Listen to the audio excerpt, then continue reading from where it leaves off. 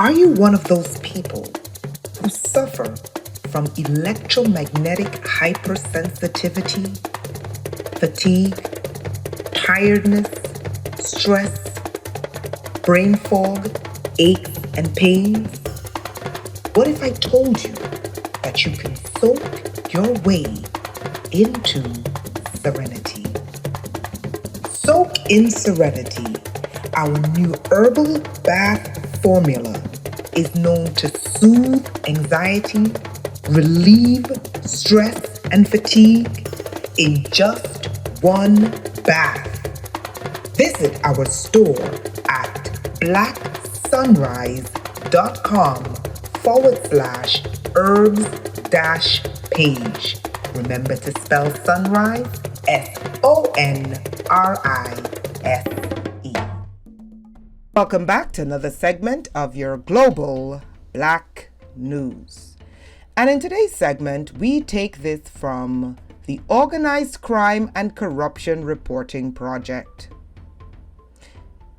Written on Tuesday, the 11th of June, 2019, by Maya Perry. States consider charging Catholic Church as a crime ring? I've been telling people that the religious mafia is the biggest mafioso untouchables on the planet. Because they can commit any crime and be forgiven by their parishioners, or their parishioners attack you, the victim, and not go to prison by the state. Religious immunity is the biggest secret immunity on the planet. They can commit any crime and, unlike you and I, never go to jail. Okay, so today's reading. In what would be an unprecedented legal move, Michigan's Attorney General Dana Nessel is considering applying federal racketeering laws to prosecute officials within the Catholic Church for their roles in covering up clerical sex abuse, according to an Associated Press investigation published Tuesday morning. Such an action would mark the first known example of a law enforcement agency prosecuting the church using federal laws aimed at taking on organized criminal activity. I pray for her safety, because that religious mafia, though Catholic laws have contained zero tolerance provision for clerical sex abuse since 2002, yada yada yada, doubts about the church's ability to self-police have steadily mounted over the past 2 decades. They reached a fever pitch last August following the publication of an explosive grand jury report that implicated 6 Pennsylvania dioceses in a 70-year cover-up of sex abuse of over 1,000 children by over 300 priests. Stick a pin in that. This is just sex abuse in the Catholic Church. It is worse in the other branches. At least in the Catholic Church we know, yet people still send their children there. But in the other branches, they rape you and then sick their congregation on you, pay off police officers to go after you, bug your home, pay stalkers, hackers, pay off your doctor to put implants inside of you, break into your house and put hidden cameras. The other branches of the church are worse than the Catholic Church, and they don't pay. At least the Catholic Church pay billions to the victims they rape and abuse. The other branches of the church get away with it. They are worse. Let's continue. Since then, interest in holding the church accountable through secular laws long overdue. And law enforcement has swept through state legislatures and attorney general's offices across the United States. Long overdue.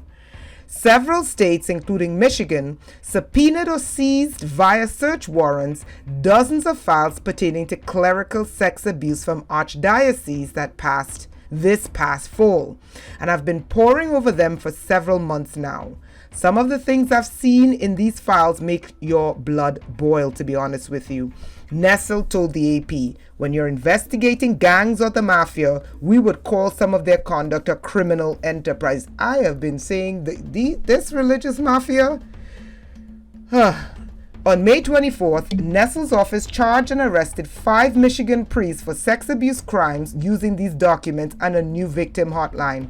But Nestle is also currently considering using the Federal Racketeer Influence and Corrupt Organizations Act, better known as RICO, to prosecute leaders within the Catholic Church. Here's the thing. It's not just the Catholic Church. Black Sunrise, waking the masses off their asses. It is the other branches as well, and they do worse.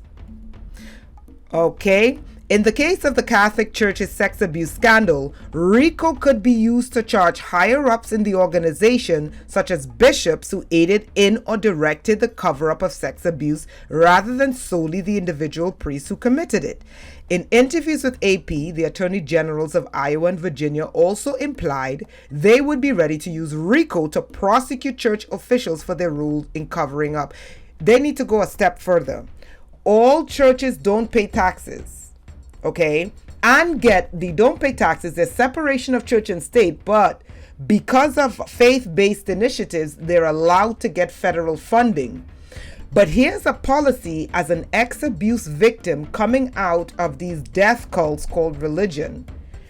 When they abuse a victim, okay, it is an unwritten rule inside of the church that you do not go to police. And what would happen, I've experienced it and I've lived church criminal abuse. They would go to their police and they would lie on the victim and make the victim look like a criminal or a troublemaker. They would bribe police officers and then get them to terrorize the victim of the abuse. It is not just the Catholic Church. And most victims are too afraid to come forward. This needs to change, especially if they're getting taxpayers' dollars to fund them.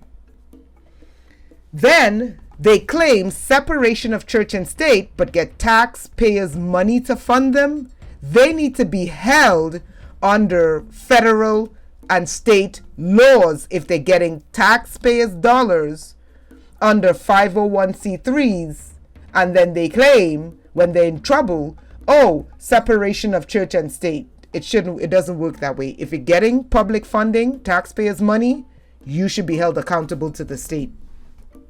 These admissions came on the eve of the United States Conference of Catholic Bishops' annual convention in Baltimore on Tuesday, which focused primarily on discussing internal accountability measures to respond to the sex abuse crisis. And it is a crisis.